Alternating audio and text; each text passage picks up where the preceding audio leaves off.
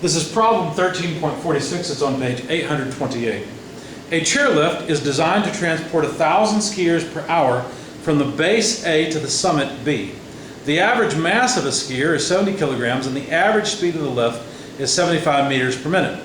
Determine A, the average power required, and B, the required capacity of the motor if the mechanical efficiency is 85% and if a 300% overload is to be allowed. The chairlift is not regular, somewhat irregular, but it essentially takes the skiers from a point to a higher point. Point here A to point here B. The span, according to the drawing, is 750 meters, and the height change, which is what's actually important, is 300 meters. Now, it may be fairly rough, but I don't know anything about the roughness, so I have to approximate this as a straight line. That's about the best I can do. Okay. We know we need 1,000 skiers per hour, and each skier is 70 kilograms per skier, right? So that means that if we multiply 1,000 times 70, well, the skiers will cancel and we'll get kilograms per hour, a mass flow rate of 70,000 kilograms per hour. That's the mass flow rate from A to B.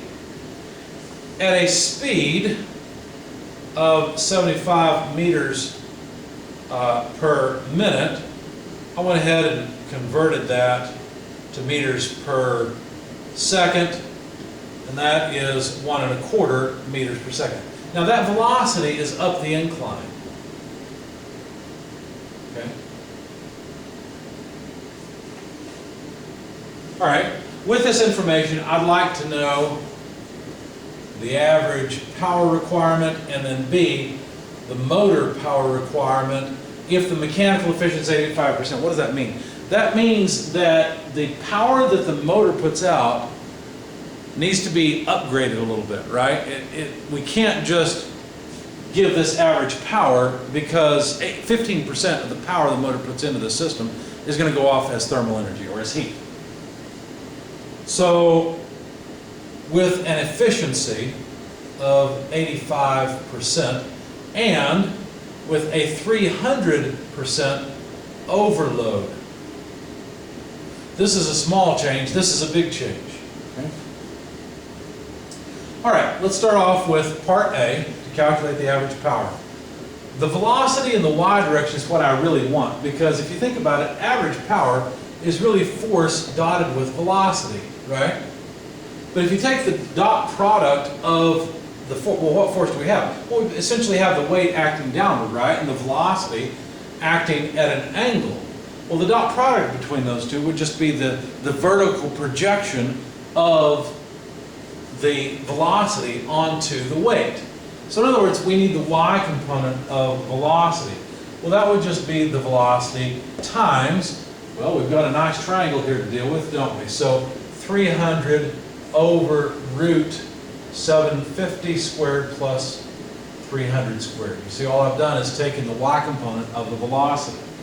If you plug in a velocity of 1.25 meters per second, you'll find that the velocity in the y direction is about 0.4642 meters per second. Of course, as I said, that acts directly upward.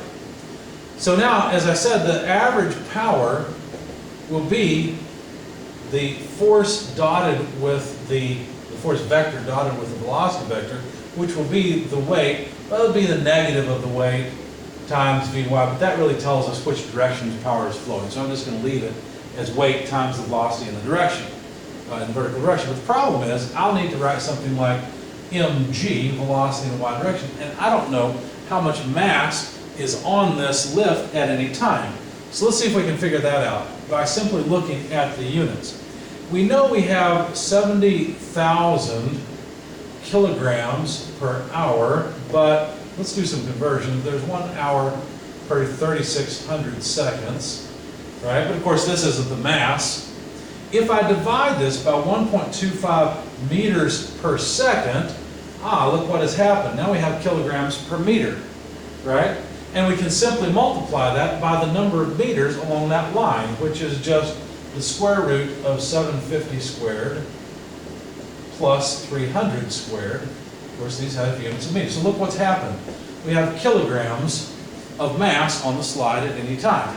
Another way to look at this is if this is the speed and this is the distance, and you take distance divided by speed, what do you have? Well, you get speed. You don't get speed out of it. You get time out of it, right? It's the residence time, the amount of time it takes for a skier to go from A to B.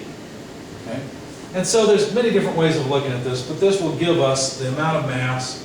Now, understand, we're not taking this from the morning where skiers are getting on, the mass is low. We're assuming that this is going at steady state and there's this constant amount of mass on the lift.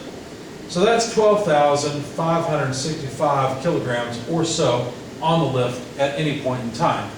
Then we can calculate our average power. We've got what we need. And that, our average power would be the mass, 12,565 kilograms, times the acceleration of gravity, 9.81 meters per second squared, multiplied by the vertical velocity, 0.4642 meters per second. Okay? Now, a kilogram meter per second is a newton. So looking at our units, we'd have newtons times meters per second. But a newton meter is a joule, and a joule per second is nothing more than a watt. So these are watts of power. Not lots of power, but watts of power, although it is a decent amount of power. Anyway, this comes out to 57,220 watts, or in other words, and of course this is approximate, but it's 57.22 kilowatts. That's the average power that this lift requires. Okay. Now, if the motor is going to drive this and provide this power, that's the power the lift requires. But 85% of the motor's capacity has to supply this. In other words, the motor power would be 57.22 kilowatts divided by 85%. Because look, now we're not done. We've not done the 300% overload yet. But that's okay. If you take the motor power and only 85% of it, you've got to produce that much power to raise the people. So the other 15% is available to go off as waste heat. But that's not all. We need a 300% overload, so we've got to multiply by 3. Put all this in your calculator, it comes out to about 201.95 kilowatts. So I just called that about 202 kilowatts. That's the power that the motor has to be able to put out in order to accomplish this, this goal.